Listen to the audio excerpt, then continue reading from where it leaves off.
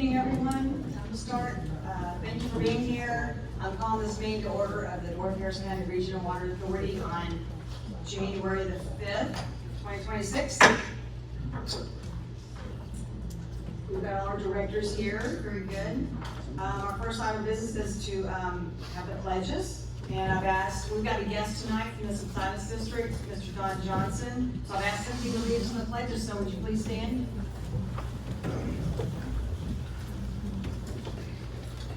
I pledge allegiance to the flag of the United States of America and to the republic for which it stands, one nation, under God, indivisible, with liberty and justice for all.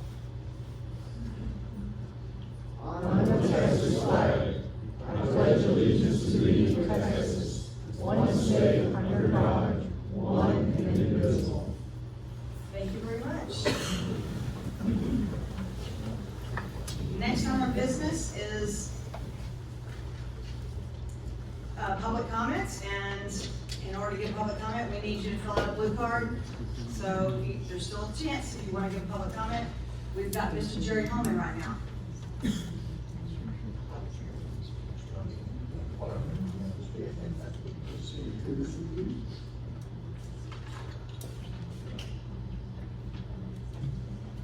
Happy New Year. I pray that 2026 is a great year for our country. Let's talk about valuable assets. Approximately $2.5 billion has been invested thus far in the current authority infrastructure. This would include the Northeast Water Purification Plant, expansion project, over 400 miles of water distribution and transmission systems with 3 major pump stations, and the Lucy Bayou Interbasin Transfer Project. This investment has conservatively doubled in value. The same projects in today's dollars would be 2 to 3 times the cost to construct, $5 billion. Plus, this does not include the savings from low interest loans or the long-term 140 million gallons per day of contracted water rights.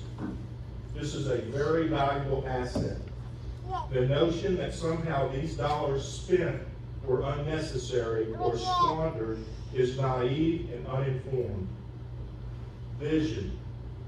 The demand on ground and surface water in the greater Houston, Harris, and surrounding counties is as high as it has ever been and will only continue to increase with the expansion of development and population growth. What if Harris-Galveston Subsidence District mandate never existed? No surface water infrastructure to offset the demand on our groundwater. There are limits to this natural resource. There are real catastrophic effects from overpumping our aquifers. No more shallow wells for the individual home. No more vertical turbine-driven well pumps. Only deep submersible pumps with 2,300 volts of power would be able to pump the water from the poor quality Jasper, as the Evangeline would be all used up. I am not sure why Tomball conversion is back on the agenda. Tomball has paid approximately $60 million to be within the authority GRP. I do not see them wanting to get out. They need surface water like the rest of us in order to meet the Subsidence District mandate. Tomball should receive surface water as soon as possible and be treated like everyone else within the authority GRP.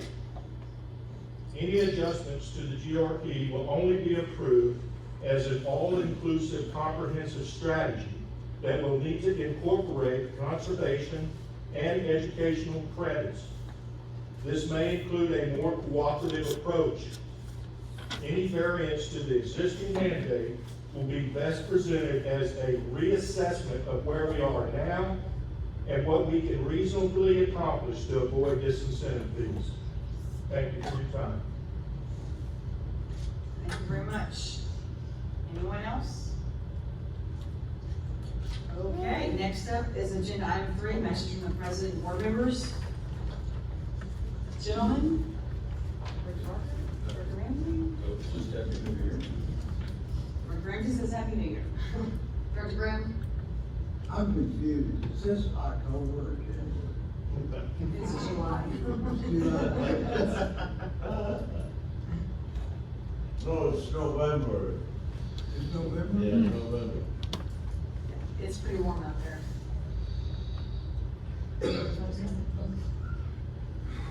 I have a little something, something. Since we're having election of officers tonight, and so, I'm sure we'll be switching up officers, so I'd like to have some comments. I've had the privilege of serving as president of the board for the past 2 years, and I'm proud of the work we've accomplished during that time. I remain fully committed to serving the ratepayers and advancing the mission of the Water Authority with transparency, accountability, fiscal responsibility, and sound decision-making. That commitment does not depend on a title. I look forward to continuing this work alongside my fellow directors and supporting leadership that moves this board forward in a direction we were elected to pursue. We'll change the subject here. At our last meeting, I raised the issue of potentially amending our groundwater reduction plan. I still believe that conversation is important, but I also believe it deserves deliberate consideration rather than a rushed decision. So it's not on the table today. The larger issue we're facing is not whether this board is committed to conversion, we are, but whether the Harris-Gallatin-Platte District's regulatory mandates reflect current realities on timelines, permitting, right-of-way acquisition, and project delays outside of our control. The North Harris County Regional Water Authority isn't the bottleneck, the system is.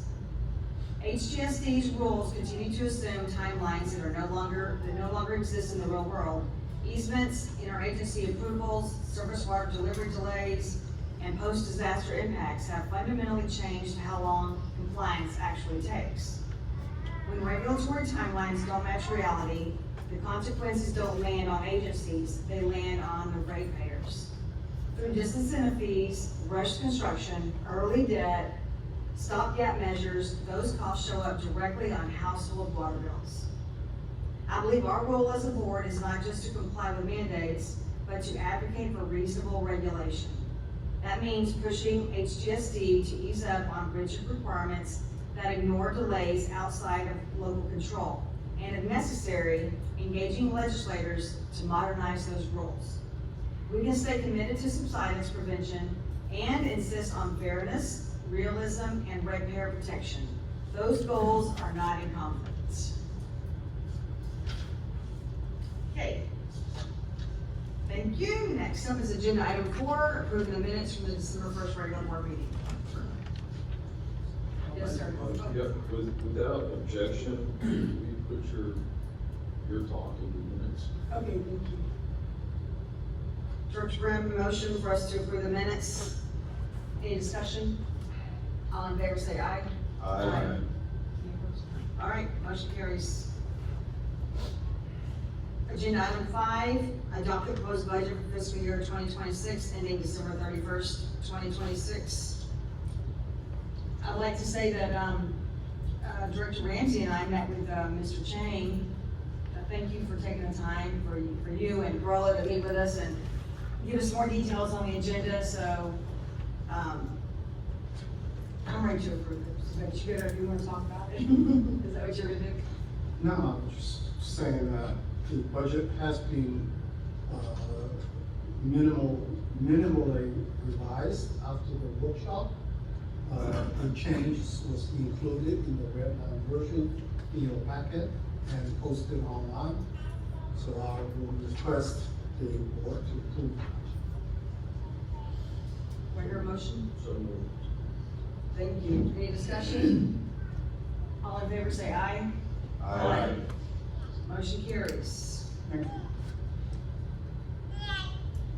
Agenda item 6, Finance Director's Report with monthly financial report and payment of bills. Thank you. Financial report is as of November 30th, 2025. All of the detailed reports are in your board packet and posted on the website. The engineering, design, construction, acquisition expense checks were totaling $10,340,186 $137.63 are presented for your authorization and signature. I'd like to request approval of the financial report and authorization for payment of the bills. Move approval of the financial report and payment of bills. Thank you. Any discussion? All in favor say aye. Aye. Thank you, motion carries. Agenda item 7, general manager report. So first up, we'll start with the status of our surface water conversion. So looking at the month of December, and this is the estimate that we had put together before the holidays, so averaging about 27 MGD for the month of surface water being delivered out into the system. So if you compare that to December of last year, that is a higher number that we're getting out in the system. Last year, we got about 25 MGD out in December of last year. We also have gotten preliminary numbers then for groundwater pumpage for the month of November. And based off of groundwater pumpage that was reported in November to date, as of the beginning of, or right before the holidays, we were sitting at around 34% conversion, which is that green bar that's there on the month of November, which happens to match the surface water delivery of 34 MGD, both 34s. Interestingly, if you compare November of last year, we delivered less water, but still hit the same percent conversion. So what we are seeing is groundwater pumpage is about 10% higher this year than it was last year. So whether that's attributable to whether it's attributable to weather, to more people being connected, people using more water, the groundwater pumpage was up about 10% versus last year's usage. So that's how we got to percent conversion. So overall, very rough preliminary numbers for what we will be, which don't hold me to this on the PRP when it comes to you. We are putting together so we now start the process of reconciling everything for the permit year. So I would say that over this permit year, we will close out somewhere in the 33 to 34% conversion for the year. So that does mean that we will, so we go through the process with Subsidence District of putting all the data together, getting all the meter information for every single well, for every single month, and put that together and give that to them. That happens in March. And then in March, they will go and review it, and they'll look and see, hey, did we go do any inspections of any of those wells? Do our numbers look way off from your numbers? And if so, then maybe somebody self-reported something that was a mistake. So we go through a back and forth process with Subsidence District staff to eventually reconcile the wells and go through wherever there might be questions on one of the wells. So if we are achieving about a 33 to 34% conversion somewhere in there for the year, that does mean that we should receive OCC credits for everything that's above 30% converted. So that will get issued when the reconciliation is complete. And that does take some time to get the reconciliation completed for staff to go through their whole process at Subsidence District. So in the meantime, it is time for us to start our new permit year. This is our new permit that starts the 60% conversion mandate. So the process that happens, and I should have drawn it all out, Raj and I have drawn it up on a whiteboard for every month what happens, but we essentially estimate in September-ish timeframe, our permit starts on December 1st. So back in September, we started working with Subsidence District staff on what our permit would look like for this year. And the reason it took us a little bit more time to get to the point of agreeing upon what that proposed permit would look like is because there were a lot of wells that we were trying to get people who have been on our permit for a long time, but have never paid anything and have no intention of ever drilling the wells. Let's reconcile which wells should really be in the permit and not be in the permit. So we've been working back and forth with Subsidence District staff for that. So we are to a point of finalizing the number of wells on the permit and the proposed pumpage for next year.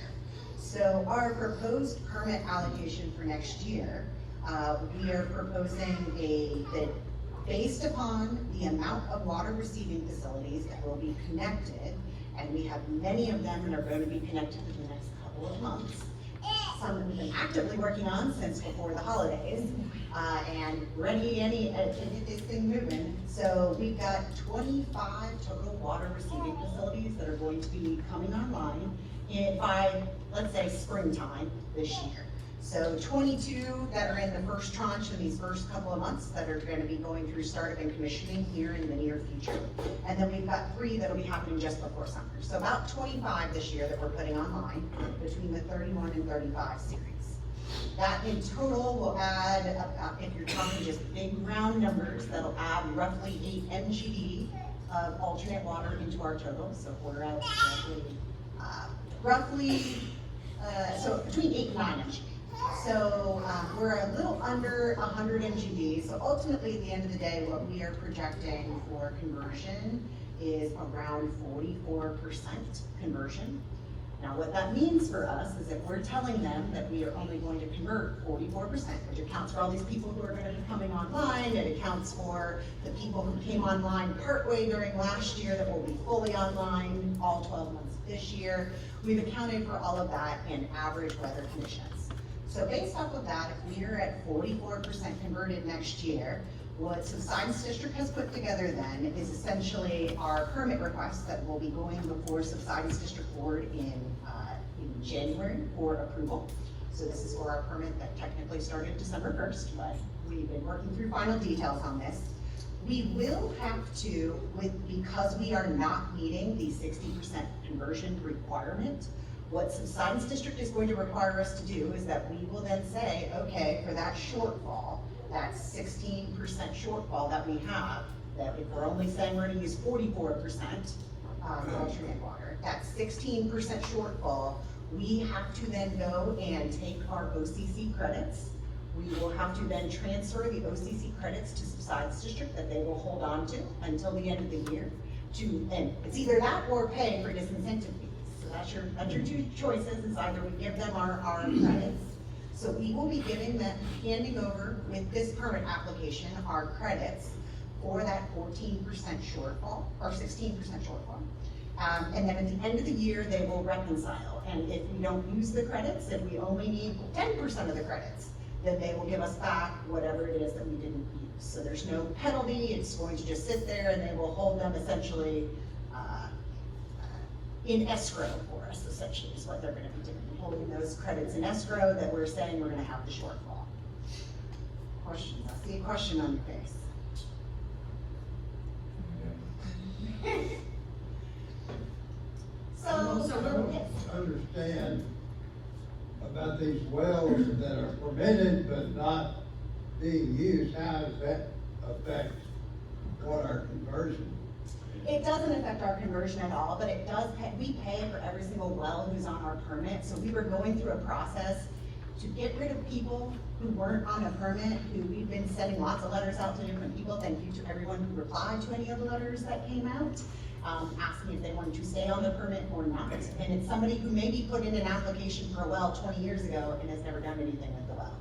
So things like that we were cleaning up, all of the permit records. So it has nothing to do with percent conversion, it has to do with the fee that we pay for our permit, because we pay for every Don't they single reimburse us for that fee? Up until we implemented that dormant well fee, no, they did not. So those folks, They do now. so now we have a dormant well fee as well. So that's our second round, is to go back, and if anybody didn't, if we weren't able to clean it up on the permit, now, so we will be implementing the dormant well fee.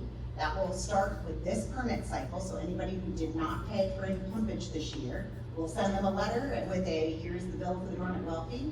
And then there's a mechanism if they did not pay the dormant well fee for them to be removed from our permit, that we can then send them all the letters. So now we have a teeth to then take them out more easily. So, yes, sir? Minor question, so these dormant wells, Yes. how did that affect the 16% shortage calculation?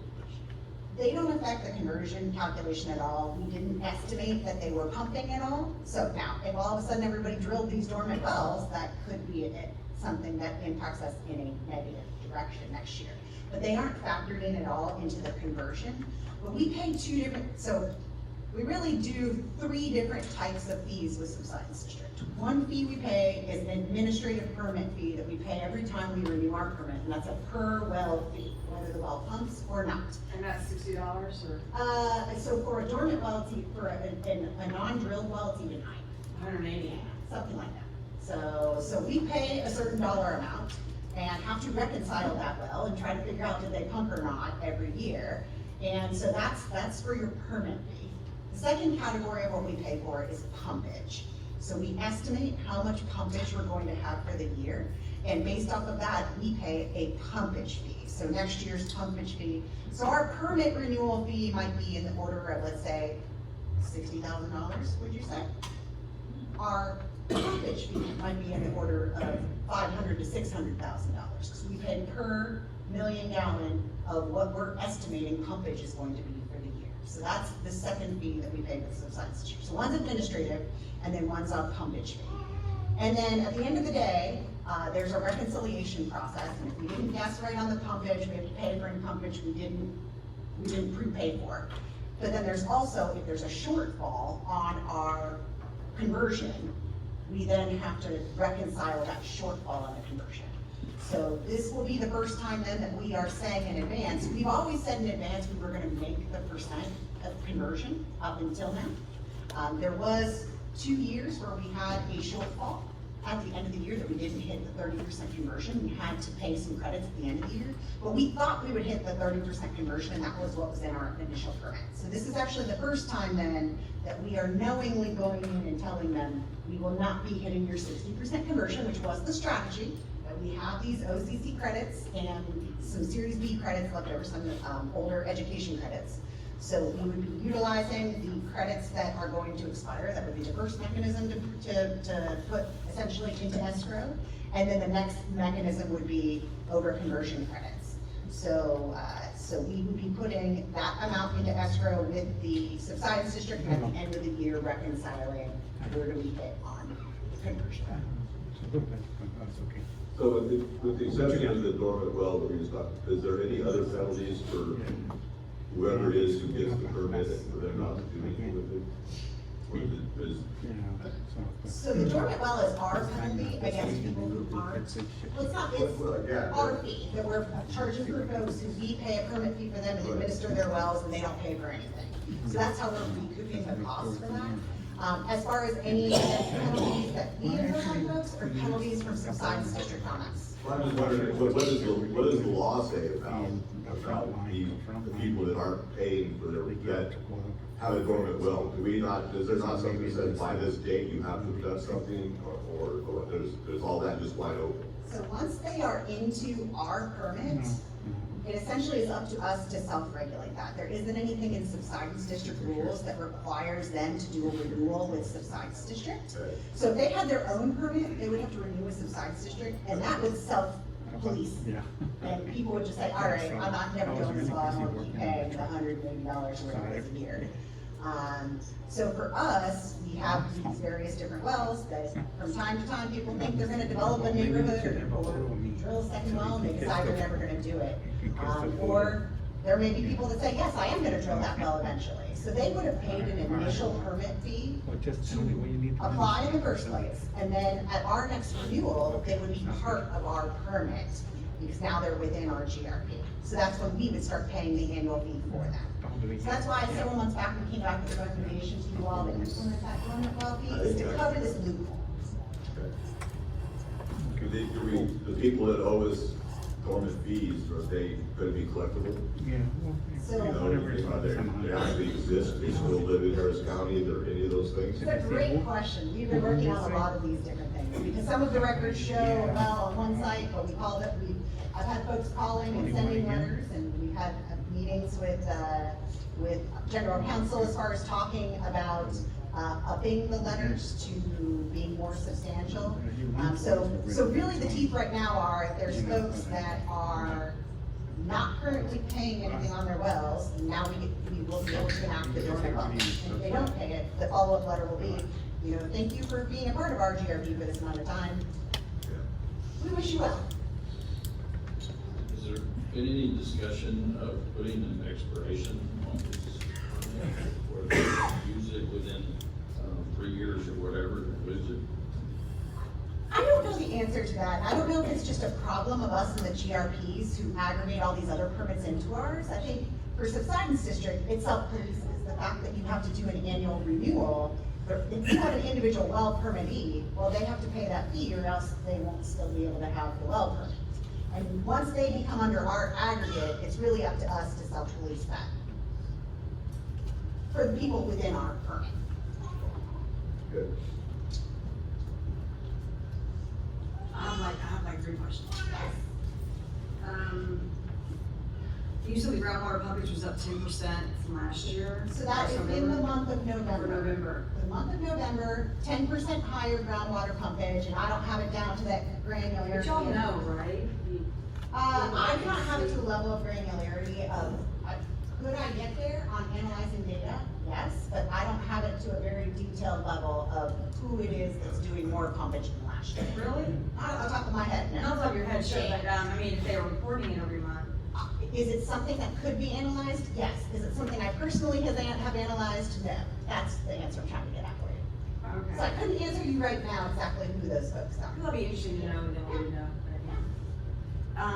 So something that Director Ramsey and I learned last week was about this fee that we have to pay the subsidence district, this estimated pumpage fee, which I am not happy about. It's just so we have to tell them, hey, we're guessing we're gonna pump, 10 billion gallons of water, and we guess too high, we have to pay. If we guess too low, we have to pay even more. And we paying them just because. So the subsidence district requirement is that you guess the amount of pumpage that you're gonna have for the year.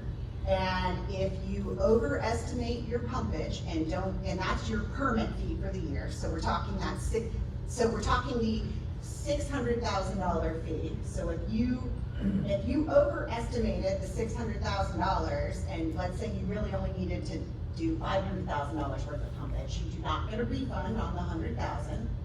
If you actually pumped $700,000 worth, and if that's what you would have guessed at the beginning of the year, and so if you pump more than what you are permitted, you pay double the rate for that pumpage.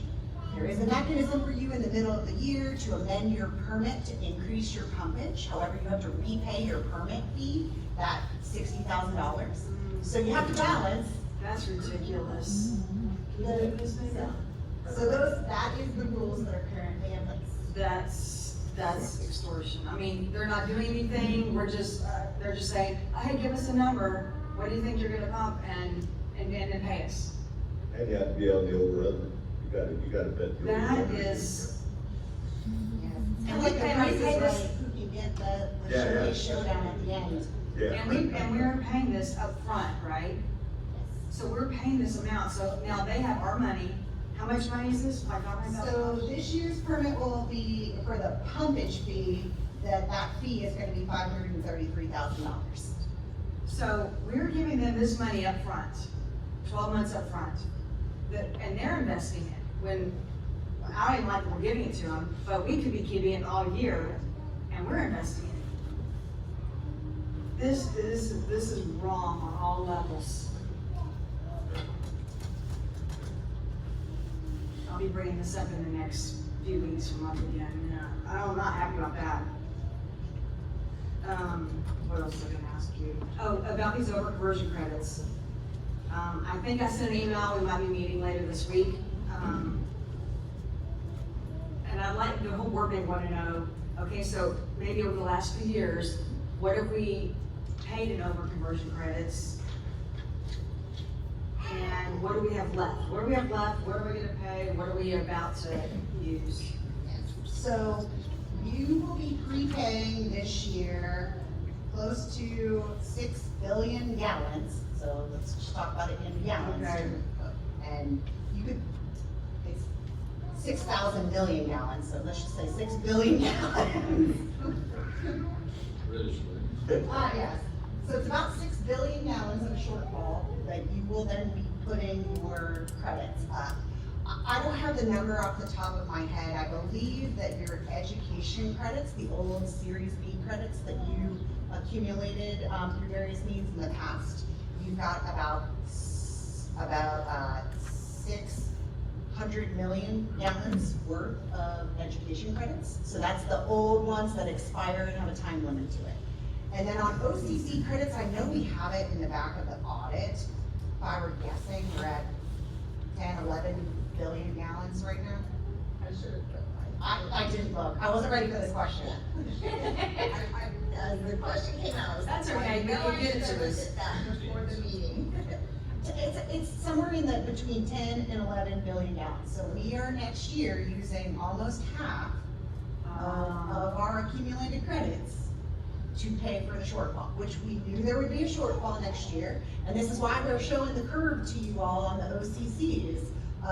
We might be able to come back if we can get projects quickly accomplished, and if we don't have a lot of growth, and if we don't have a drought, but if we have drought, we're gonna hit this same thing again next year. And this guessing that we're doing of how much water we're gonna pump, if we're short on that, we use credits on that too. So no matter what, we would reconcile at the end of the year. So if we're short, if it's not 44% converted, and let's say we're 40% converted, because a lot more groundwater pumpage happened than what we're expecting, then we would have to utilize credits for that as well, yes. That ain't right. I'm not happy about that. So that's in the governing law, or is that a rule? No, yeah, you know, you may have this answer, sorry. I don't know if you do, but, yeah, you know that the laws they were created with, they can make a lot of their own rules. So a lot of this is not law. It's their own rules. They can just change if they want it. I've been looking into it. Anyway, did you have an answer, Sean? Subsidence District has their regulatory plan that stipulates what the conversion requirements are and whatnot, and how the conversion credits work, and then they also have rules in place that they implement. So, both created by Subsidence District. Now, the legislature gave them a lot of leeway. Yeah, if you go back to that November, or the conversion plan, water part. Talking about November again, I know you said it's different, kind of an anomaly from last year. And you didn't have enough granularity. It's not mine. Do you even have a feel for whether this is because the developers are building faster than we are, or is it part of the AMI system? Or, you know, just where do you think that falls? So there's a couple of things that I would attribute it to. I don't have a sense that it is new wells that are going in and all of a sudden pumping a bunch of water. I do think that there is growth areas that are happening that had a well already. So that would be something that would be interesting to trend and look at.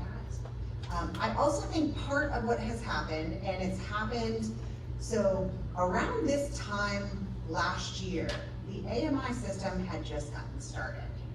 So before, how much pumpage was being reported was on the honor system, and where people just use their totalizers. Well now, your totalizer matches the AMI meter, or it's something that gets flagged that Zane, who's in the audience, helps me look at. So there's part of that is what I would say the improved accuracy in reporting.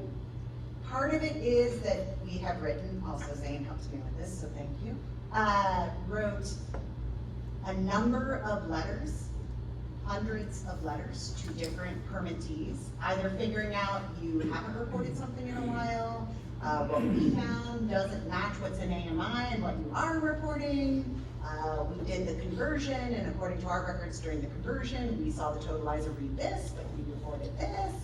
So there's been some, I would say, catch-up of things that were not being properly reported in the past. So the fact that we're 10% higher, that's what we have based off of the meter data that we have. Is some of it because we're capturing more pumpage that perhaps people weren't reporting as accurately as they should have been. I would conjecture that's also part of it.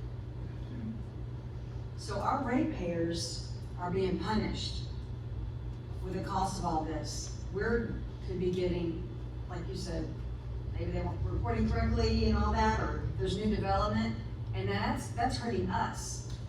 So you are receiving revenue for all reported pumpage. So if somebody, let's say somebody didn't report their pumpage accurately for 6 months. And we figured out that they were pumping and they hadn't been reporting their pumpage. Well, they're gonna catch up their pumpage and pay for their pumpage. So they are gonna pay for their pumpage. How about a fine too? There are mechanisms for fines for not reporting pumpage, and that's something with legal, we had various different conversations on. We have a couple different mechanisms for people who don't report properly. So there is a late penalty, there is also a mechanism to withdraw people or remove people from the GRP if they aren't following the rules.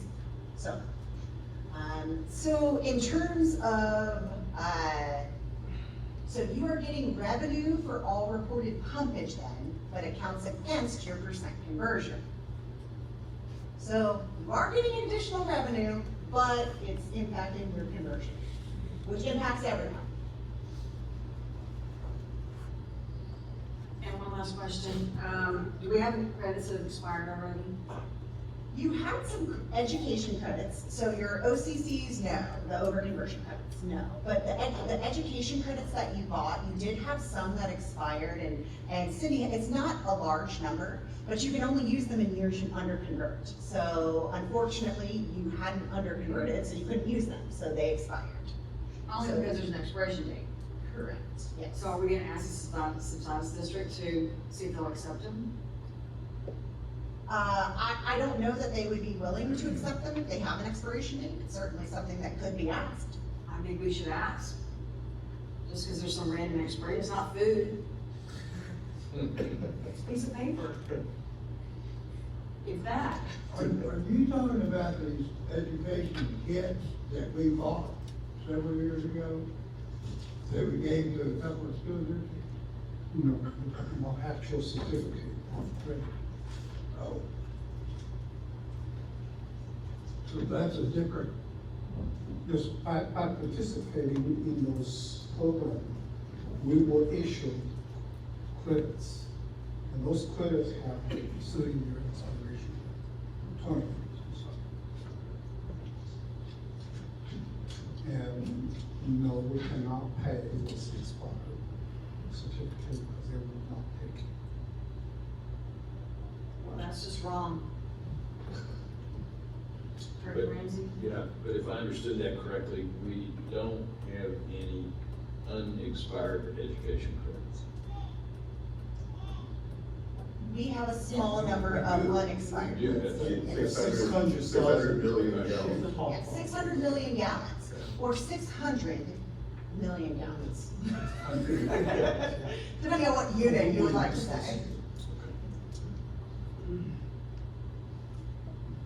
Any other questions? Okay, thank you very much for all that. Keep on rolling to the next one. Questions? B's, Tomball Service Water Conversion. All right, so at last month's meeting, you all had asked me 2 specific questions to look into related to Tomball's surface water conversion. And I think you have that I can go on. So there were a couple of things you wanted to see. You wanted to see what happens if Tomball stays in our GRP but we don't connect them, and what happens if Tomball leaves our GRP. And you wanted to understand what that looks like. So I wanted to lay out a couple of things related to Tomball for you all, and what we factored in when we came up with our master plan and CIP recommendations. So you understand that, and then we can talk about exactly answers to those questions. So first thing you're gonna see up on this screen is projected water needs. And what you're actually gonna see on the green dotted line is Tomball's historical usage from their existing water plants. Then you see 2 solid lines that are 2 different projections. Tomball did a master planning effort in 2023. That's where they came up with, hey, we need to drill more wells. We're growing by this much. And you can see that they actually have very aggressive growth projections in there. In spite of these land surface rights, they believe that their city is still going to grow extensively.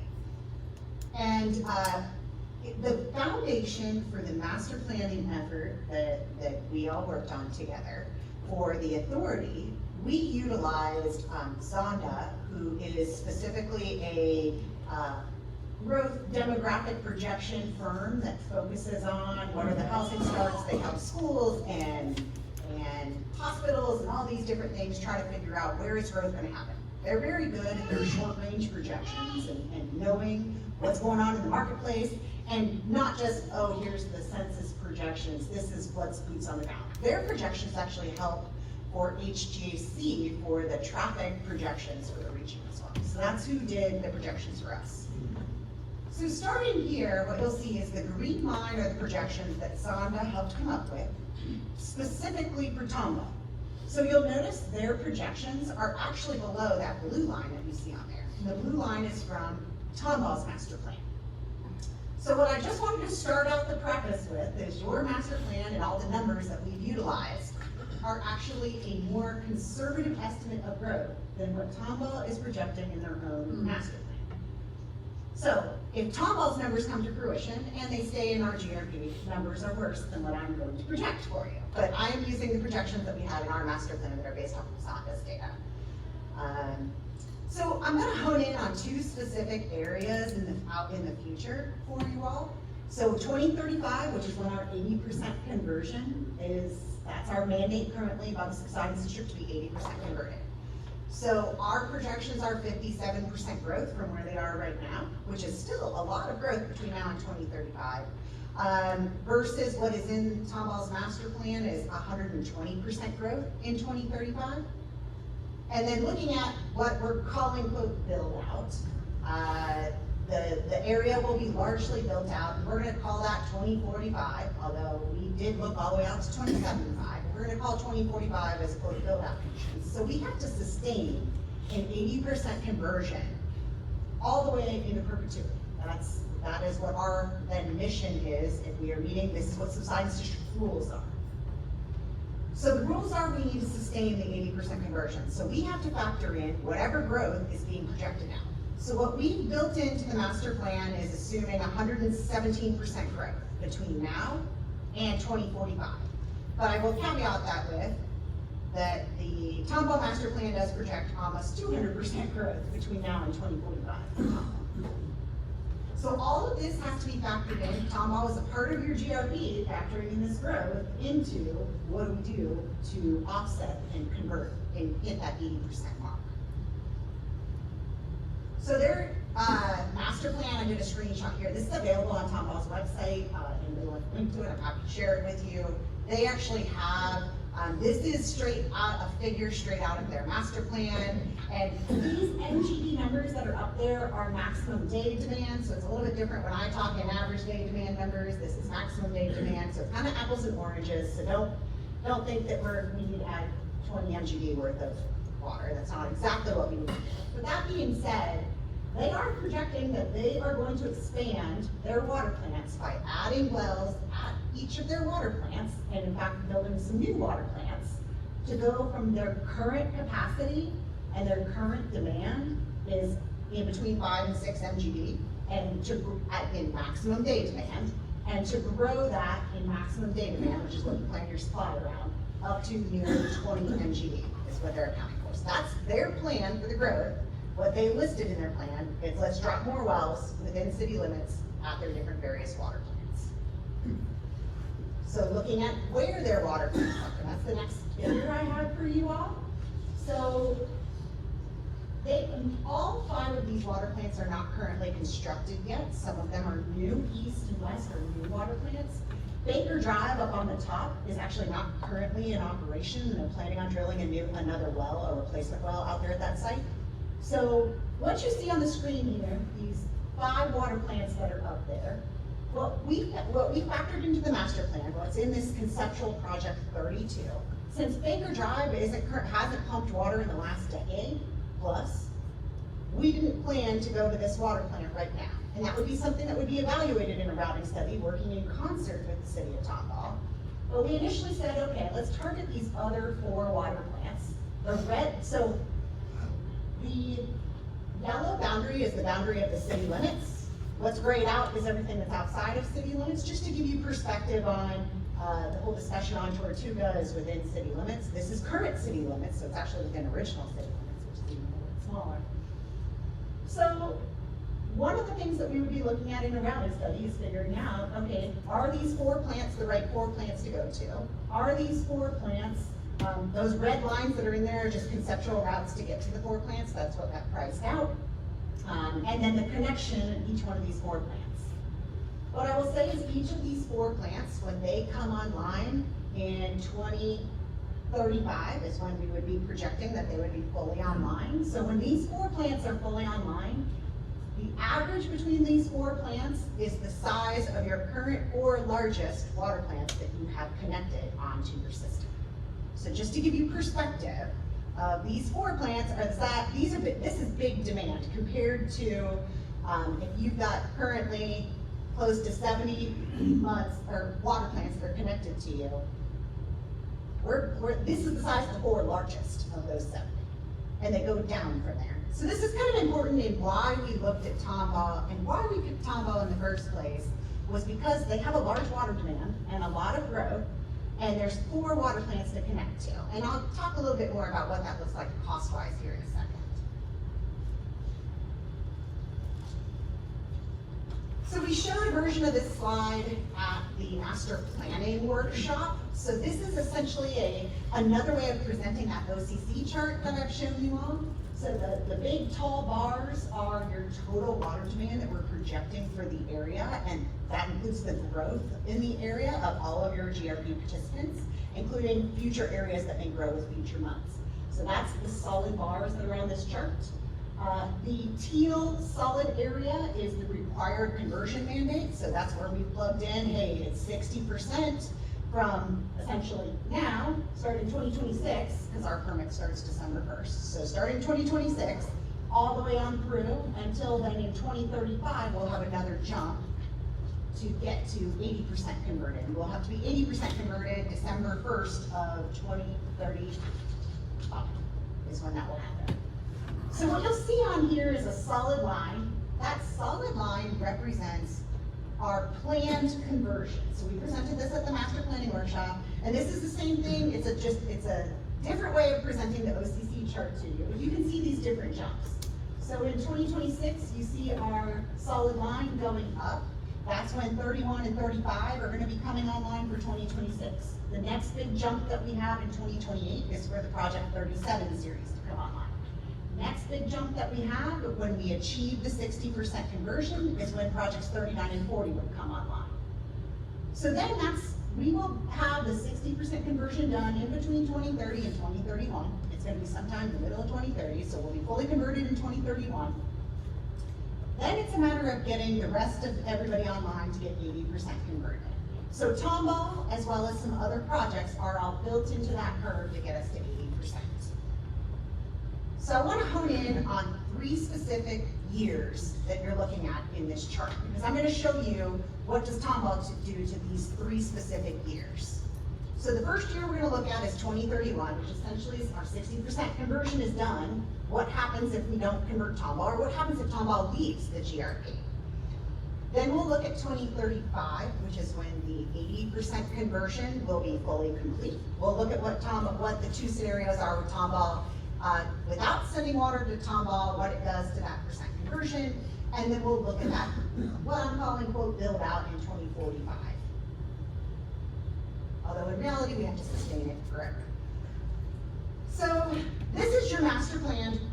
This is a stacked bar chart that you're looking at right now. So in the stacked bar chart, the colors that are on the left represent then each of the stacks of the bar. So on the bottom would be whatever the groundwater is that we're delivering to Tomball. The next orange category is the groundwater, not delivering, the groundwater that Tomball is pumping. The next category that says non-Tomball groundwater, well, that's everybody else but Tomball, how much pumpage there would be.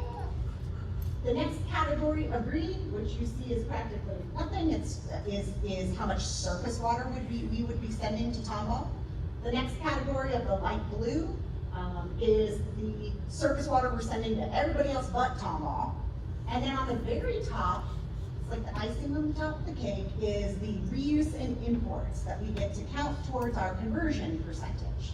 So when you're looking at conversion and looking at the ground numbers, your total alternative water is going to be whatever surface water we send to Tomball, the green, plus the light blue of surface water we send to everybody else, plus the other alternative water, which is reused and imported water. I'm trying to pay attention, but all I see is ground, grass, and sky. So it's hard for me to think of all that as water levels. Well, Anyway. we want to get things out from underground and up to the grass. That is what we would like to do. Or to the sky. So looking at each of these stacked bar charts then, you can see here's our total alternative water demand out of the total demand to get our conversion percentages.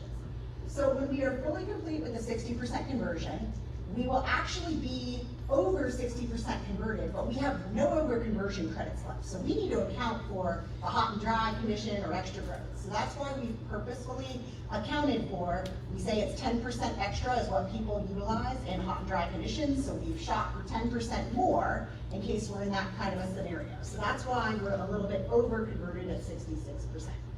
And we'll be able to get OCCs built up that allows you to only convert to 80% then in the future, and then if something happens that you miss it, that's what you've got the OCCs there for.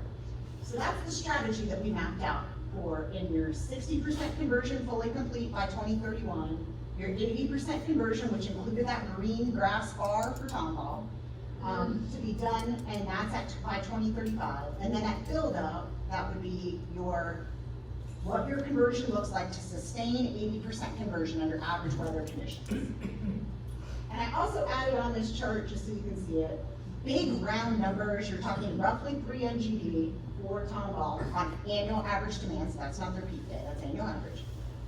3 MGD in 60%, then by the 80% mark, they're gonna have grown to 4, then by build out, they're gonna be nearly 6, is where they will be. So that's what's built into these numbers. So then you can do the math, working backwards, what happens if we take these folks out. And just to recap for everybody, this was the timing of everything and what we had recommended in the master planning workshop. And this dovetails, just with our discussions on everything related to Tomball. So we did have Project 32 listed and trying to start that early. And the whole reason being because we really need to hone in on what's going on with the real estate acquisition and what that's going to take. And is this the right decision or not to go to Tomball? And that's why we were recommending doing the routing study now, not any of the design, but the routing study up front, so you can figure out, how do you get the pipes there? How much is it gonna cost? How many easements do you need? Are you going in the right of way or not? That's what the routing study would look at. So that's how we had mapped out, start Project 32 right away, get them online as quickly as possible, because they're the big fish that's out there. And then go through your infills and go through your other series that are out there. So that's what was in the master plan that we talked about October timeframe. So first question is, what if we don't convert Tomball? So now I'm just taking the green bars and moving them down to the red on the stacked bar chart. So it doesn't impact our 60% conversion because we plan on them staying on groundwater 60% conversion. It's the 80% conversion that it impacts. And we will only hit, under average weather conditions, 77% converted without converting Tomball.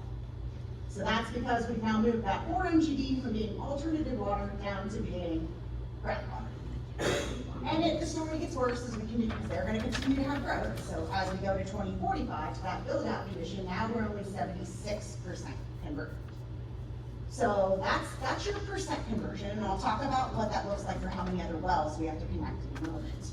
But that's what happens if we don't convert Tomball. Well, what happens if Tomball requests to leave our GRP? So we really don't have a mechanism to say they're not a part of our GRP, but they have the ability to request removal from our GRP if they had their own GRP coverage or came up with their own alternate surface water or alternate water scenario.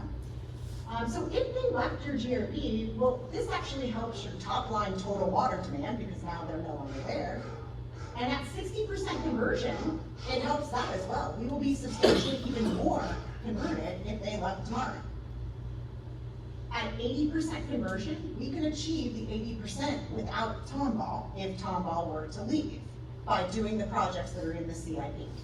However, we cannot sustain that 80% conversion. So we would have to add projects back in for that long term, because we had Tomball was gonna grow over time, we plan on them offsetting other growth.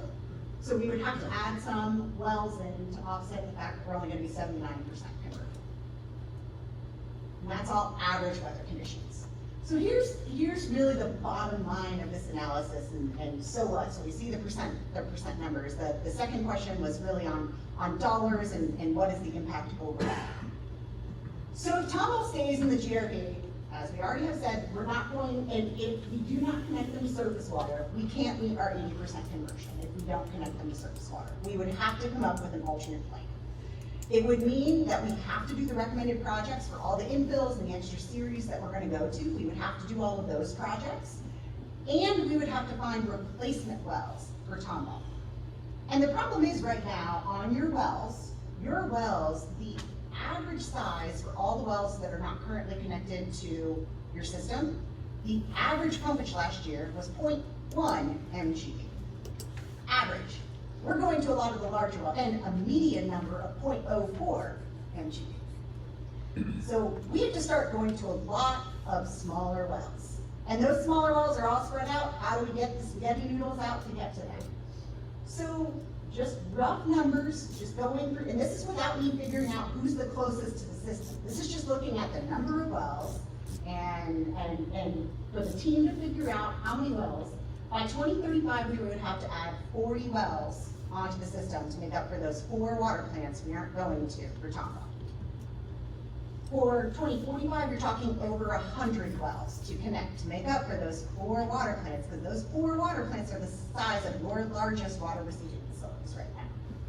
So that's why we carefully looked at Tomball. That's why we carefully weighed it's going to cost additional money to go there, but there's such a big user out there compared to who else is left. That's why we came up with the recommendation that we came up with. Because you figure, if they're averaging over 1 MGD, and the other wells are averaging 0.1 MGD that we haven't connected, and we're getting a bunch of the bigger ones with the rest of the 2035 conversion, we're starting to get pretty small on the wells that we have to go to. So what does that mean then for us in terms of the additional supply? Well, we still have the same supply needs that we have to convert. So that still is that same, I would still have the same recommendation for you all, that you still need 20 MGD of additional supply to come online. So you aren't gonna save any money by not connecting Tomball. You still have to, you're gonna put that money, go into other wells for that water.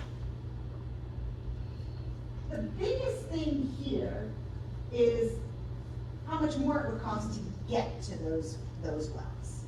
So right now, it costs the authority, just in construction cost alone, about $2.5 million inside the fence line for us to do all the improvements that are needed to convert an entity to surface water. And it's not as simple as just, oh, we're just hooking up a pipe and connecting to their pipe. We have to put controls out there. We convert their chemical feed systems.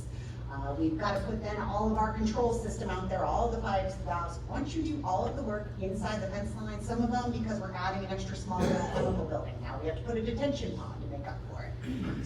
So we average about $2.5 million every time we're inside the fence line of one of these water receiving facilities. That does not include engineering costs, inspection costs, all of that, which is added on top of it. Why don't the MUDs pay some of that? So the way that your rate order is structured, you all pay for the improvements inside of the facility. And that does kind of dovetail to your item C and those comments that are in the rate order, to have folks, if they're building new water plants, please make the water plant already have chloramines and don't have, that we don't have to convert you. Please already lay out your site so we can just come in and pipe right up to it. Please make sure that your electrical power systems have enough power there for us to hook up our minimal power usage in. So those different kinds of things are what impact the cost inside the fence line. And those are things then, so for your rate order, you do not ask the MUDs to do the improvements inside of the fence line. So that is something that the authority bears the cost of. So all that being said, The authority, but really the ratepayers, but it. ultimately, at the end of the day, the ratepayers pay that, yes. So at the end of the day, if you're talking about 100 wells, and you're talking about $2.5 million versus 4 water plants, right there, that's $250 million, just for the improvements inside the fence line. That doesn't include all of the pipes that it would take for us to get it to each of those sites. And how far away are each of those wells? Do I have to then increase pumping because I can't pump with the proposed pumping? So this is really the bulk of the reason why we all circled around. We don't have a choice. The recommendation is to go to Tomball. That's why we came up with that recommendation. If they are part of your GRP and we need to achieve an 80% conversion. What if we end up hitting on these roadblocks with legal fees that are just gonna be or something? I mean, To build 249, they paid $10 million plus legal fees. That's a lot cheaper than $250 million. And they needed to build a road. We just need to put a pipe under the ground. That's not nearly the same surface rights that we would need from the folks. So they're from our friends at Tortuga and others. So by no means were we diminishing the cost. We did build the cost in there and say we need to make sure that we plan for additional time and additional cost for this. That's why we recommended doing it doesn't take 2 years to do a routing study normally. And that's what we recommended, is start the routing study now and do design in 2 years. That's what, I'll show you in a second on the CIP slide what was there on Tomball. So really, the investment in the routing studies to figure out how would you get the pipes there? Are these the right water plant? Should we include that fifth water plant or not? And how much is it really gonna cost? And getting the attorneys to weigh in on what do they think those extra legal fees would be? How long do they think the acquisition would take? So all of those questions that you all brought up, a lot of great questions, that's how we would answer those questions, is by doing that routing study to understand it. From there, we can reassess, is this still the right strategy or not for us? But that's why we had put the routing study and recommended it in the CIP. and you said it was like a year and cost $1 million? I think, so a normal routing study for this, I would not budget $1 million. The reason we budgeted $1 million is because you are gonna have to get attorneys involved, the real estate attorneys, to start weighing in on their opinions of some of these things. And it's gonna require some additional coordination with the city to work with them. What corridors do they think might be possible? Because they do have some ideas of some corridors for how to get to their various water plants. You saw from that map that I showed earlier, some of these plants are right on city boundaries. Outside of city boundaries doesn't have the Tortuga effect. So there are things that we can look at with the routing and then evaluate what those impacts are. And then, so you have a question, I'll just pop these up there. These are just the numbers for it if Tomball requests removal from the GRP. We're looking at about 20 wells that we would have to connect to make up for not having them, but that's not until 2045. You would still need 11 MGD of additional supply online sometime between 2035 and 2045.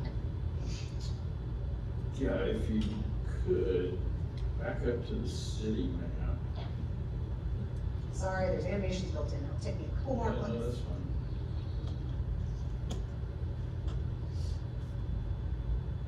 Okay, there you go.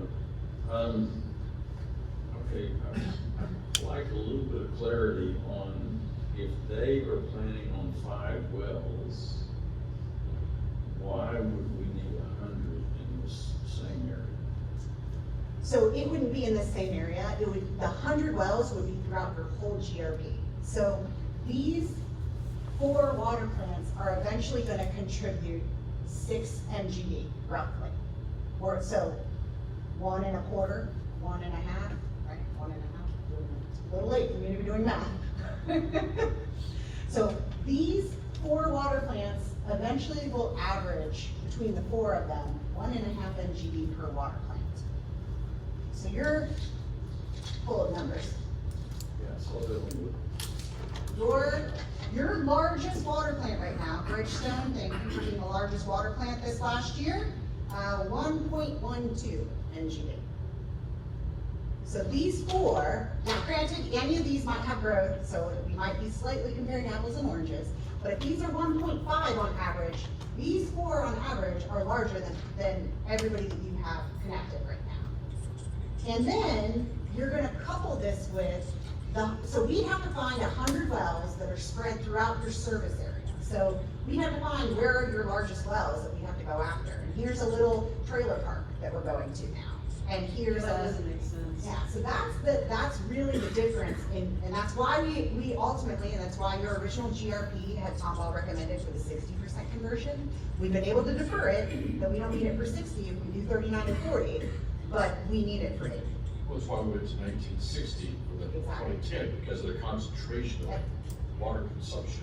Yes, And this is the same principle, it's just out so many more years. yes, So we're getting, this gives us bang for the buck, correct. whereas you have that, what you call it, spaghetti noodles. Yes, spaghetti noodles everywhere, or a shotgun approach everywhere. Capitalism. Yes, yes.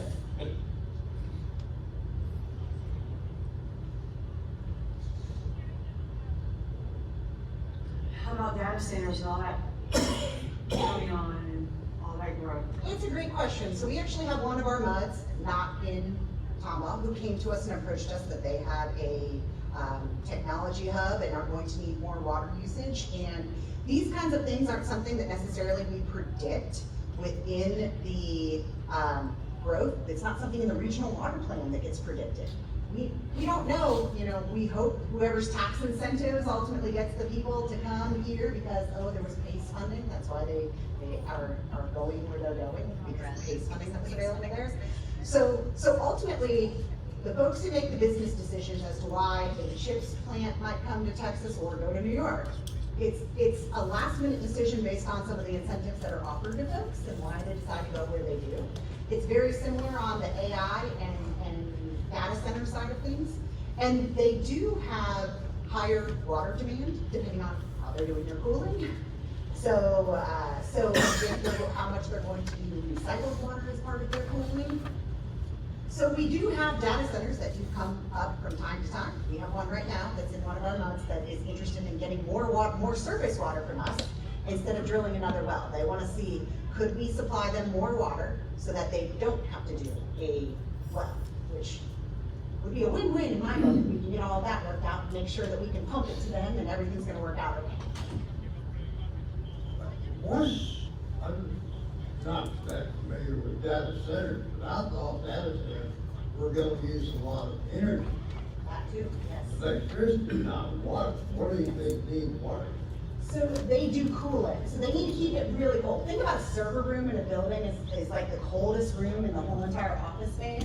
So now you've got. Like a surgery room in the hospital. Exactly, and think about the hospitals all have the giant chillers outside, and they want to, that's how they do their cooling.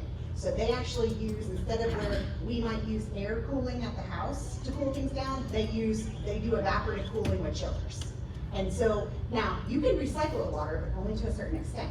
And then the water is not doing the same cooling properties in the cooling tower, so they always have to be blowing down a certain amount of water in those chillers. So power plants use chillers, hospitals do, data centers do. So that's what they would be using the water for, is to keep it cold in there. And they need the power to also help drive everything. So it's both that are coupled together. Yeah. Just a couple extra questions, sorry, I think there are other things to ask. Okay, the first thing is with Tomball itself, they've obviously got water pipes all over the place now. Okay, why can't we simply use that right away? You were definitely onto something, which is exactly what we talked about with them, is there are spaces that they already know that there's right-of-way available that we can. So our normal strategy, taking a step back, our normal strategy is we have big pipes. If we put our pipe in the right-of-way, generally the county will work with us on putting the pipe in the right-of-way. TxDOT is another story. I'll just smile. But the county will work with us to go within their right-of-way. But with the county, if the county needs to widen the road or they want to change it to have sidewalks or something and they're redoing the drainage features all along there, they call us up and say, hey, go move your pipe. If we had an 8-inch or a 12-inch pipe, that would be no big deal. You're not moving a 36-inch pipe easily. And that's not something that we have somebody on standby to get done in 9 months when they need it done. Or we have to pay the county's contractor to relocate those pipes. So that's the rule of the road as far as how we have to work with the county. The county also wants us to be so deep, and they don't want us to be under pavement. There's all these different things that if you're going under under pavement, they want you to be encased, or they want you to work with them on an exception to have an encasement for under pavement. So there's different rules for the county. So in general, the strategy that we have taken is that for the authority to protect your assets, the strategy is that we try to share right of way with other entities, like flood control has been a great teaming partner, even Centerpoint, Kinder Morgan, those kind of folks. We try to find those kind of corridors to go down. And then if that doesn't work, we try to find where we can go next to the right of way and buy our own easement. So that way, and you saw some of the easement payments that you pay for, and you sign checks on. So then for easements, then because we need a wide area to maintain these pipes. I mean, some of these pipes, you're talking an 84-inch pipe. You are not moving an 84-inch pipe out within the right of way. Once it's there, it's there. We aren't moving that. You know, you're driving a truck through that. So that's where we try to get in, and we look at customize the size of what easement that we need. So all that being said, our normal strategy is to get the easement. In Tomball, the strategy might be, let's go in the public right of way and just accept that it's gonna need to get moved. And that's something that we would try to work diligently with the county or whomever, that we put it in the right place to not impact our future projects. And the county is a great teaming partner with us and has done exactly that with us on other projects before too. So we look at their long-term plans, are they gonna expand it? If we put our pipe right here, are we okay? And we work through things like that. So that's absolutely something that we could look at, is going in the public right of way where the surface rights have already been acquired. Well, that's great, but that wasn't quite the question. It's like, why can't we use the right of way that Tomball City already has? Yes. And that's predominantly theirs is going to be roadway and right of way. And they might have some parks and stuff, but that would be the strategy, is where can we go inside their right of way, inside the county right of way, flood control if they have right of way out there, Centerpoint if they have right of way out there. Those would be the first people that we would shoot for as far as a strategy before we would make any recommendation, and that's not normally what we would recommend. But in this instance for Tomball, we would recommend just go in the public right of way and accept that you're gonna have to move potentially a 36-inch pipe. But this is what the route study. This is what the route study tells you. So the route study looks at all of this and weighs and looks at, do we go on the east side of the road or the west side of the road? How many businesses are we gonna impact on the east side of the road versus the west side of the road? Can we get a tunnel if we have to tunnel in somewhere? What would the two pits look like? And can we fit those pits on this property? What might that look like? And how are we gonna impact the school that's down the road and the school kids, and make sure we're minimizing impacts as much as we can? That's exactly what the routing study looks at. You said it was considerably higher cost because of the legal issues with what you did. How much was added over what ordinarily would be the price? I'd have to look at the numbers and go in, so we definitely, so as far as, we've got a rule of thumb in terms of what we budget for easement acquisition, knowing what we've paid for soft costs for lawyers, and for the real estate acquisition firm, and then for any damages to businesses, because we want to make sure if we're impacting somebody's parking lot, that we're being fair, if we're impacting their business. So we definitely, I don't know the number, but definitely substantially increased that budget to accommodate what that would be, and looking at what that route might be. And extended then the timeline for the project. If normally it's a 5-year project, we extended it to 7 or 8 years long, is what we did. So, and factored that in, but really, the routing study is what's gonna help tell us that. I will say on the budget for the routing study, I probably would have budgeted less than half of that number without all of this extenuating circumstances with our friends. So that, sorry about the extra questions, that raises one more. Sure. And that is, aren't we putting the cart before the horse a little bit here? Shouldn't we have an agreement with Tortuga before we do anything? So, the biggest thing there is we don't know where we're gonna put the pipe. So, we wouldn't necessarily be able to have an agreement with Tortuga if we don't know where we're putting the pipe. And if, going back, and I'm not gonna have Jude go back to the other graphic, but there is a way that we can craft getting to several of these water plants outside of city limits. There's a way for us to craft getting to utilizing public right of way. There may be ways that we can be creative on how we're gonna get there. And then really, the fight over the surface rights, largely, people still have the surface rights on their property. The only places where we do impact below surface, But really, we impact, okay, there's a valve vault right here that we need to be able to go get to this valve vault. We need to be able to maintain our equipment. But if they wanted to drive over top of it and still put a road over top of it, those are all things that we could work out in easement agreements, that we would work out with the landowner so that they can still utilize the property. We do that now on easements that we get. We want to still try to give them the benefit of being able to utilize their easement.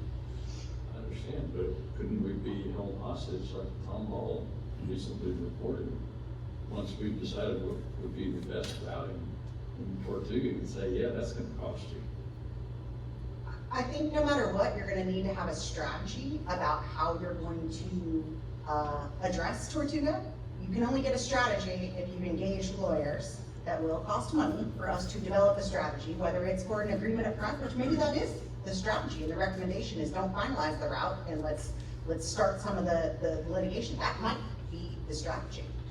I do think that we need to invest in engaging the real estate attorney to start coming up with some recommendations related to this.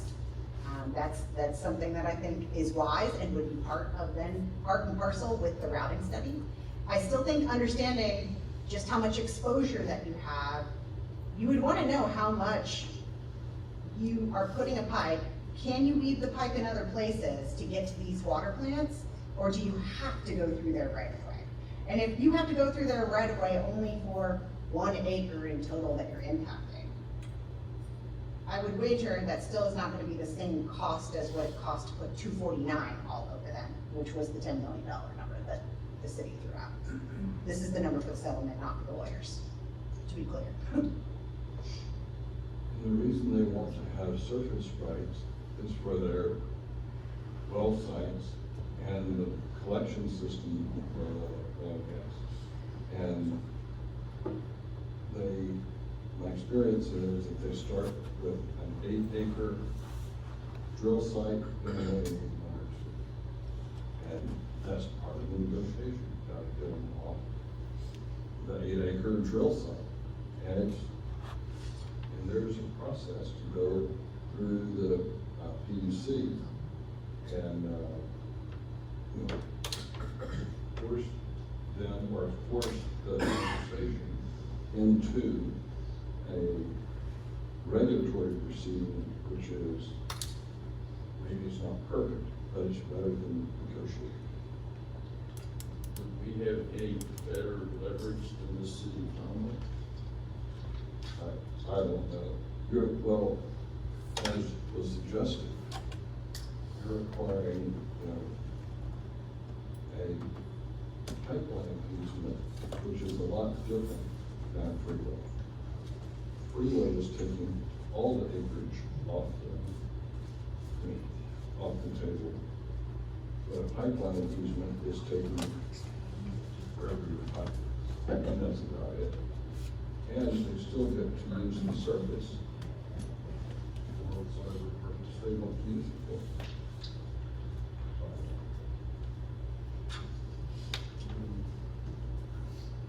It's not very satisfying. I mean, directionally, they could draw from one side of Tom Hall to the other. Yeah. And Well, never technology, need to I have- think, yes, I think that is. And I think that's why Tom Hall invested in $10 million instead of years ago, technology might have been $1 triple. Yeah. Directors, thank you so much. Yeah, so the only thing I was just wrapping up with you is just what was in the CIP, just so that you all can see. This is the sheet for Project 32, which is Tomball, that's kind of in the back side of the CIP. So you see in that 2026 column that's highlighted there in yellow, that was the routing study that we had budgeted the 1 million. What you'll notice in 2027, we were not proposing anything in 2027, so we would be coming back and talking to you all about, is this the right move or not? None of that would have been budgeted, and it wasn't until 2028 that we were starting to budget money for the next phases to go into design and land acquisition. So this would be where we would be looking at. So, Here's- how yes. long do you think a road study would take? I mean, this kind of route study without the complication, you could do in less than a year and have answers back by the next CIP timeframe. With the land acquisition complication, that's gonna be the very first thing that needs to be attacked, to then come up with how would we recommend routes and how would we price it out. We evaluate both cost criteria and non-cost criteria when we do a routing study. We look at the impacts to businesses and weight that, in addition to weighting what is the cost and what's the constructability and the permittability and all of that. So this is what we were recommending in the CIP, and I know this is where we had questions on. I just want to make sure to clarify that's all the more that we were recommending is doing the routing study and then come back and reassess. I don't know if you all have, I'm not asking for a direction, but next month we're bringing the CIP back to you all. And I don't know if we need to discuss, is this something that needs to be, do we keep this in the CIP or do I bring it back to you without this in the CIP? That's the question. That is the question. So next month you will be seeing the CIP. I'm warming up to the idea, just the whole cost of it, and I mean, Tom, what we've heard from the city officials that they don't want it to happen. So I'd be happy if we we or the staff, maybe met with them again to see what are your reasons. I'm not ready to agree to this yet. I'm warming up to the idea, because it's a necessity, like it or not. So why wouldn't you do it? I'm not ready. I want to be able to talk to them again, have the staff talk, and hear from them myself, and then. They don't wanna do it? They don't want to do it. They don't want. No, they don't want to do it. Their city manager, their mayor was here. They don't want to do it. She didn't come out and say that. I didn't She hear didn't that. come out and say that, but she has said that directly. They have said that directly To too. you, Yes. So they didn't come out and say that, but I know they that. told you. that Yes. they- And what was the reason? Yeah, what's your objections? Well, Who wants to get on surface water? nobody wants to get on surface water. That's why we're here. The biggest single thing they said was they don't need it. Period.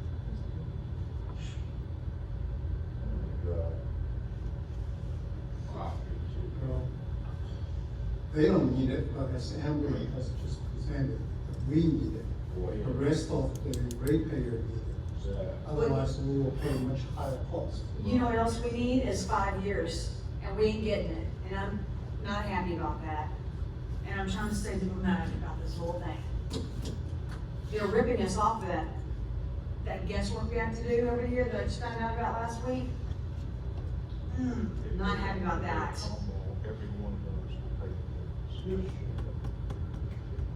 So, yeah, we need that, but we need stuff too.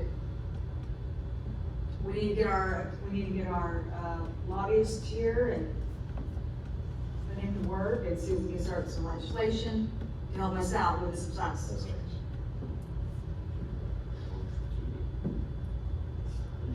I'm not making a decision tonight. I don't know if the rest of the board, I think you wanna know. I was just trying to see if there was a leaning one. I'm bringing the CIP back to you. If there was a leaning one direction or the other, then I can go that direction. I'd rather I wanna talk to them again and just kind of see what they had to say specifically, maybe another board member. I don't think they get to choose, to be honest. We don't ask them. I know, we don't get to choose things either, we're get told what to do. Right, but in this case, we can be the tellers. And I know it sounds hardcore. but- I did say I was warming up to it. Okay, you did say that. I did say that, and I did say I don't want it, the whole spaghetti thing, that doesn't make sense. So, I want to be able to talk to them again, hear from them. How about the rest of the board? I just like that conversation. Question? One more question on this. Yeah. Since this wouldn't be doing anything except the study until 2028, is that right? Would it hurt anything at all to, just to expedite things, to take this out of the current CIP. And should, after we talk to Tomball more, et cetera, we could come back and put it back in. I mean, we can change the CIP at any point, so. We could do that. We could have it there in the CIP and provisionally say, we're not authorized to start it until I like that idea. until you all, and then that way it's at least factored into your funding as we're forecasting funding. I want to have it ready. If we fix it to the first, for example, we cut $500,000. You're probably gonna spend that on lawyers. Just saying. Well, I don't think $1 million really affects our funding. The $1 million doesn't, but the long-term forecasting, so you have a multi-year commitment with TWDB on your forecasting, so this is built into your funding needs long-term. So, no, $1 million doesn't, we propose doing cash funding, so we didn't even propose any debt next year on it, it's cash funded out of interest proceeds that you have in your capital fund. So that's what we were proposing for it, so you wouldn't start taking out more loans to start the project until 2028 is what we currently have on here. I have a question, go ahead. Don't we already have a pipeline halfway to Tomball? We do, Going up the railroad track, we right? do, yes. We might need to double its capacity though, because it was planned for one Water MGD. tower? This is a good question. That's not there. It's not there. I snipped it out of their master plan, so Well, it used to be a landmark. perhaps I need to update my picture. Good question. I haven't seen it, so I don't think it's there. I have a question that's kind of related. Sure. I've seen the supply district's well database, and they have a column for provisions, and one of the codes is G1A, and it means you're exempt from disincentive fees. So I'm wondering if either of you know if that means that, just because we're in the GRP and all that, if that means we're exempt, or what we need, what can happen to get us not exempt. Like, I'd like the board to kind of know that, to know, you know, are we should we be worried about disincentive fees, or are we on the clear with disincentive fees because of that?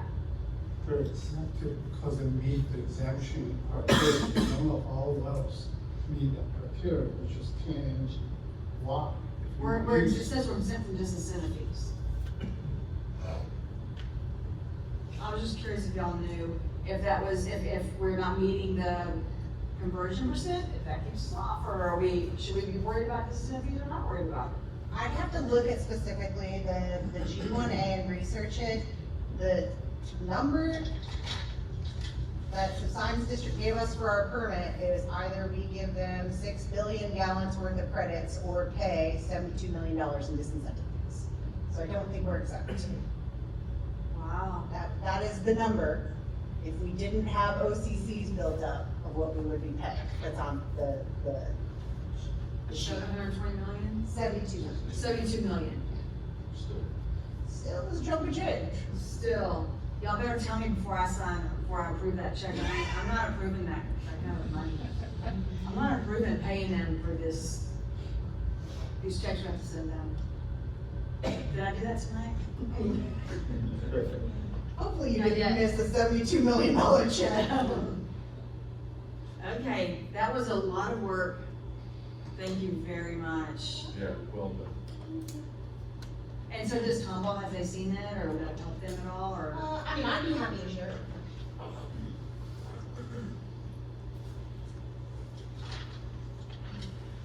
Okay, C, approval of amendment to rate order sections 5.03 and 5.31. So this is an item that was presented previously on board's recommendation. We posted online for comments. We received no comments after 30 days. And the other direction from the board is to have our GC, General Counsel, to review the language. And we talked and suggested we take the language, the sentence that was in question that Director Ramsey has expressed some concerns. Agree with Director Ramsey, we simply take that sentence out. Doesn't affect anything, it's actually not needed anyway. So that is the final results of the amendment, which is provided under tab 5 with the red line on the very first 5.03A. I would request for approval for the amendment.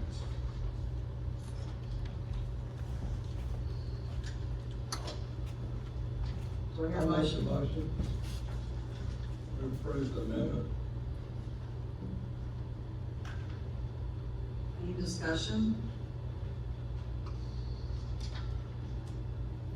All in favor, say aye. Aye. Any opposed, say no. Any abstentions? 1.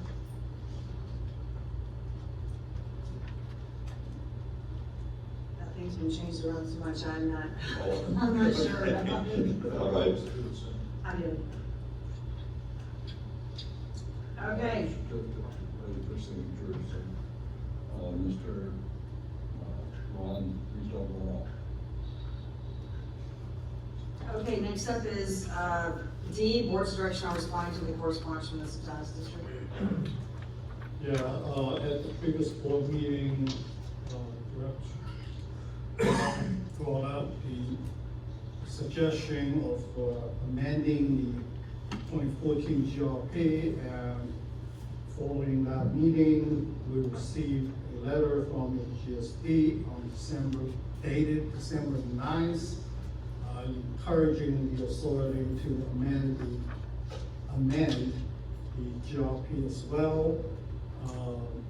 We did some rough estimate on the process and cost involved in amending a GRP.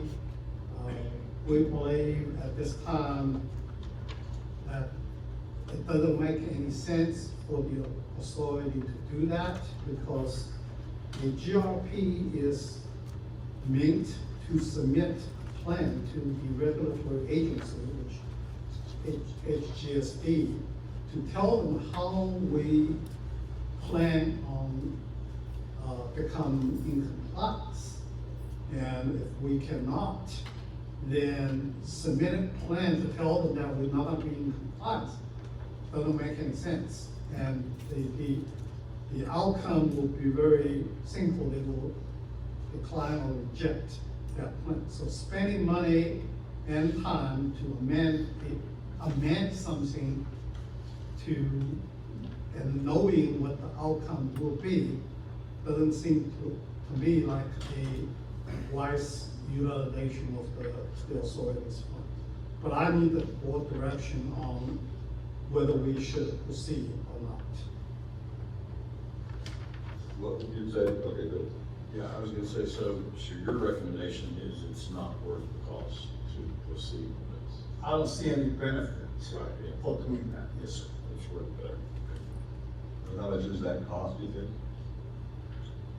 In thousands. How much cost to amend? Yeah. In thousands, several thousand. $7,000. But I guess the main point is, if we're gonna be like, okay, here's our amended version and we're not gonna be compliant. Right, it doesn't do it. So I say we don't do anything with it right now. Agreed. So we don't need a motion if we're not doing anything? Yeah, let's move on. It simply is direction. Just direction. Okay, thank you. Okay, agenda item 8, operators reports, which we should have moved this up, Jerry, sorry. Okay. Maybe from now on, we'll push you earlier. I wouldn't argue. So, good evening, everyone, happy New Year. Jerry Jones, speaking on behalf of Mark. For the past month, it's business as usual. No water quality issues or complaints from any of the districts, any of our in-house operators. Like Amber mentioned earlier, we have several districts that are due to come online this month. But other than that, everything's going pretty smooth. Yeah, just a quick question. I've gotten some emails or texts in the last several days about, I believe it was Mud 110 had major line breakage. Did that affect their pressure coming from us? We haven't seen any issues at our facility, and this is the first time hearing of the line break. But, I mean, with them having it, we didn't see any disturbances on our operations side. Okay, thanks.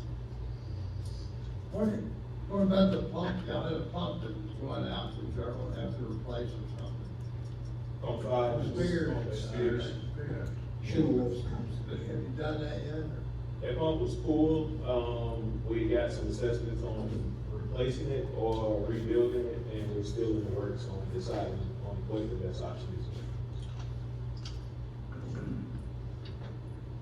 Director Ramsey? One last one, I just hadn't asked this in a while. Did you get the discrepancy in the meters worked out? So we're still addressing that, we just recently had all the meters recalibrated, like we do annually, waiting on the reports from the company that did the calibrations, and we should have, better answers and details on that by next month. But as of now, it's not been, correct? No, sir, we're still in the stages of addressing that and figuring it out. Thanks. Okay, thank you very much. Thank you for being here too, Brian. Okay, agenda item 9. Director of Planning and Governmental Affairs report. Nothing. Okay. Agenda item 10, construction engineering updates. Okay, XWT, they are still working on phase 2, which is their second milestone to achieve a substantial completion, which may happen by end of January or mid-February. So that will give us additional 160 MDD ready to serve. Until 450, which is additional, that's additional. It's a little behind, or they actually have some kind of problem. Well, they were doing the commissioning and testing, some people glitches here and there.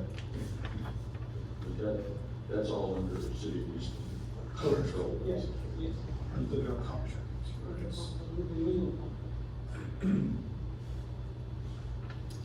Anything else? Thank you very much.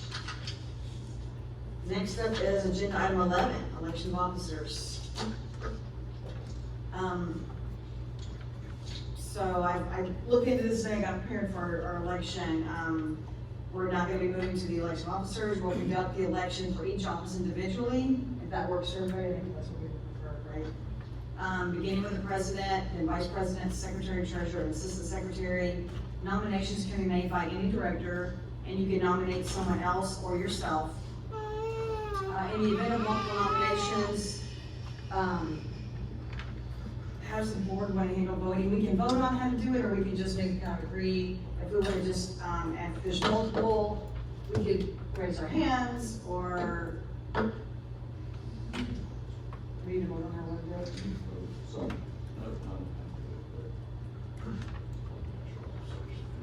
Well, yeah, we're gonna vote on the officers, but, what's that?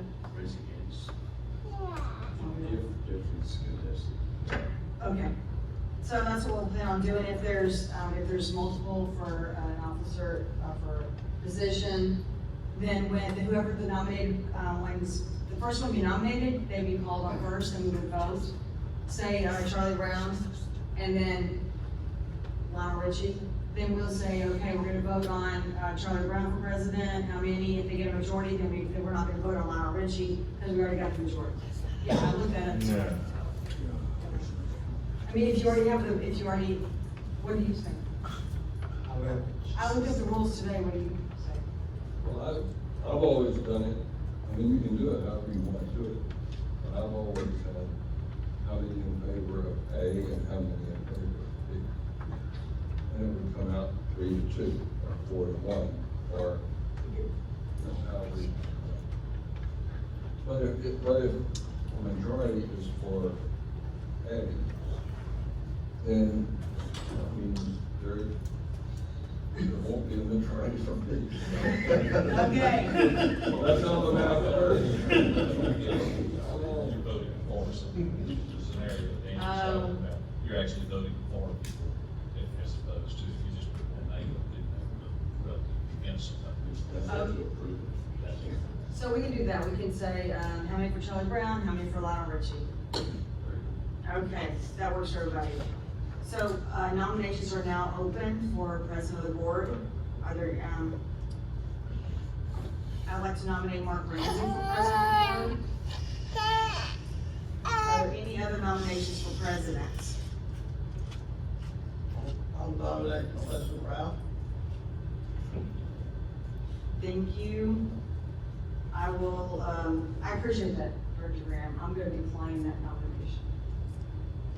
But I appreciate it. So any other nominations? You're still nominated.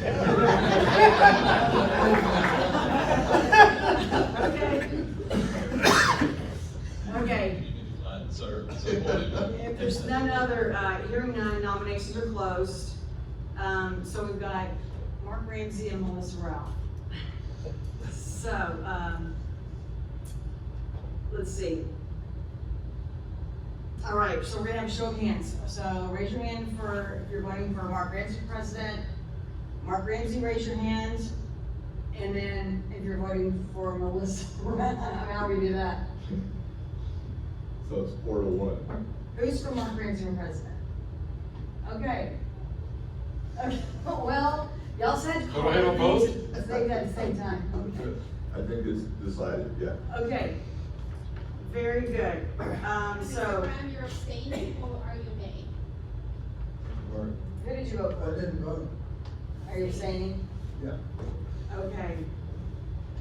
Okay, so, all those in favor of Mark Ramsey for president, please raise your hand. Okay, so that's 4 for Mark Ramsey and 1 abstention. And so congratulations, Director Ramsey. I look forward to supporting you as president and continuing our work on behalf of the ratepayers. Thank you, members. Okay, so we'll now move to the election of vice president. Nominations are now open.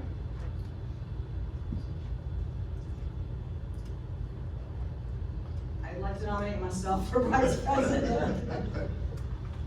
I'd like to nominate myself for vice president. Are there any other nominations for vice president? Any further nominations? Hearing none, nominations are closed.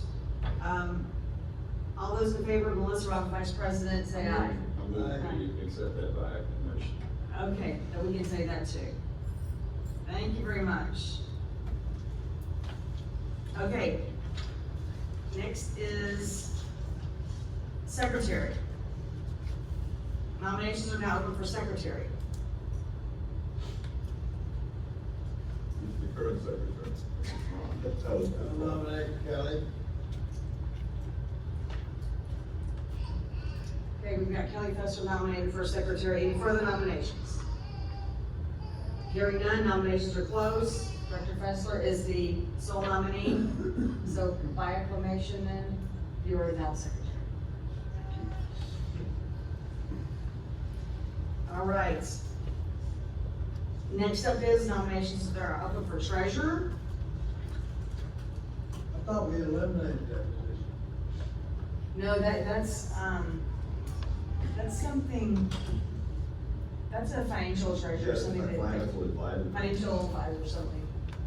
We still have a treasurer position. I know what you're thinking about. It's financial officer. Yeah, it's like financial officer. I have it still. As far as But I you know. declined it or something. I didn't want to be the person that was Had to go through how we training put and our all that. finances together. but- Right. But David is our treasurer. So, I'd like to nominate, David, Director Barker for our treasurer. Are there any other nominations for treasurer? Hearing none, nominations are closed. Director Barker, since you're the sole nominee, by acclamation, you're now the treasurer. And, we still have to have the vote for the last position, I believe it's assistant secretary, correct? Correct. Nominations are open for assistant secretary. I nominate Ron Graham. Thank you very much. Any other nominations? Hearing none, nominations are closed. Since Director Graham is the, sole nominee by acclamation. He is the Assistant Secretary. Congratulations. Congratulations to everyone. And that's it with our elections. Okay, next up is agenda item 12, board discussion of potential future agenda items. Anything? Nothing. Agenda item 13 is the next regular meeting will be held February the 2nd, 2026. And that's it. If there's no further business, we'll be adjourned at 7:44 p.m. Thank you all for being here.